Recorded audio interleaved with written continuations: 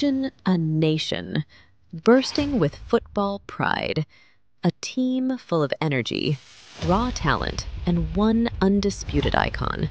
But here's the twist. It's not the iconic World Cup stage, nor the golden age of Figo.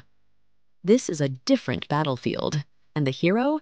None other than Cristiano Ronaldo. But how did Portugal, long dismissed as nearly men in global tournaments, rise from heartbreak to become champions of Europe twice? And what did Ronaldo whisper in his teammates' ears before the final whistle? Stick around, because the story you think you know is only half the truth. The other half, that's what we're about to uncover. Before Portugal became champions, they were seen as one of football's most promising underachievers. Always the bridesmaid, never the bride. Talents like Rui Costa, Luis Figo, and Pauleta dazzled but never delivered a major trophy. The closest they came was in 2004 when they hosted the UEFA European Championship. That year, a teenage Cristiano Ronaldo had just broken into the senior squad. The stage was set for glory, but in the final, Portugal was stunned by rank outsiders Greece. A young Ronaldo was left in tears. That image haunted the nation for years. Fast forward a few years, and Ronaldo becomes a global superstar. With Ballon d'Or titles, Champions League wins, and goal-scoring records, he had conquered club football. But there was one thing missing: a trophy from Portugal. Besides his brilliance, national success proved elusive. At the 2010 World Cup and Euro 2012, Portugal reached later stages, but couldn't go all the way. Critics began to question, could Ronaldo ever carry Portugal to glory like Maradona did for Argentina? That question would be answered dramatically. Euro 2016 in France changed everything. Portugal didn't look like champions in the group stage. In fact, they barely made it through, drawing all three group games and qualifying as one of the best third-place teams. But something was brewing beneath the surface: unity, belief, and a Ronaldo who was now more leader than just a scorer. As the tournament progressed, Portugal found their rhythm. They beat Croatia, then Poland in a penalty shootout, and squeezed past Wales in the semifinals. And then came the final: Portugal versus France. Most expected a French victory, especially with the final being played in Paris. But early in the match, disaster struck. Ronaldo went down after a heavy tackle. He tried to continue, but couldn't. With tears in his eyes, he was carried off the field. For many, that was the end. But instead, it became the beginning of something remarkable. From the sidelines, Ronaldo became a second coach, animated, vocal, pushing every player. With the game locked at 0-0 in extra time, substitute eaters, critics dismissed the tournament as meaningless. But for Ronaldo and Portugal, it was another opportunity to prove they were no fluke. In the semifinals against Switzerland, Ronaldo reminded everyone of his unmatched talent. He scored a hat-trick, including a breathtaking free kick in the dying minutes, sealing a 3-1 win.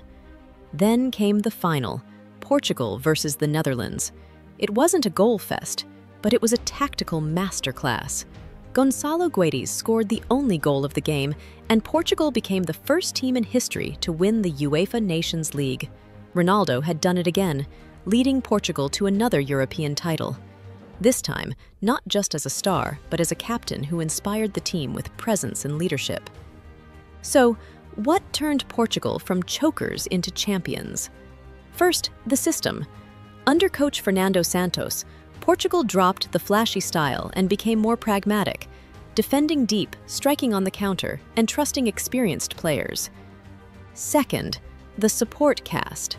Players like Pepe, João Moutinho, Rui Patricio, Bernardo Silva, Bruno Fernandes, and João Cancelo formed a solid spine. It wasn't just about Ronaldo anymore. Third, mentality. The team no longer panicked in big moments.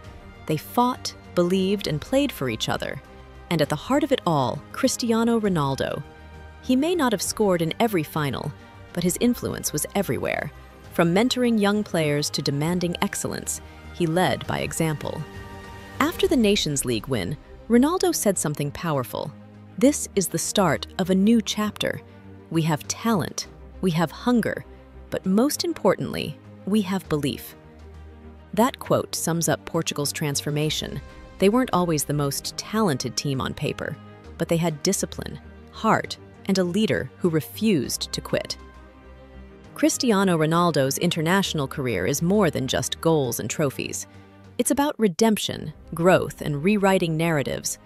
From the heartbreak of Euro 2004 to the agony of injury in the Euro 2016 final, to lifting multiple trophies with a team once considered cursed, Ronaldo's story is one of resilience. He became Portugal's all-time leading goal scorer, the first European to score in 5 different Euro tournaments, and a true national icon. And it's not just about him.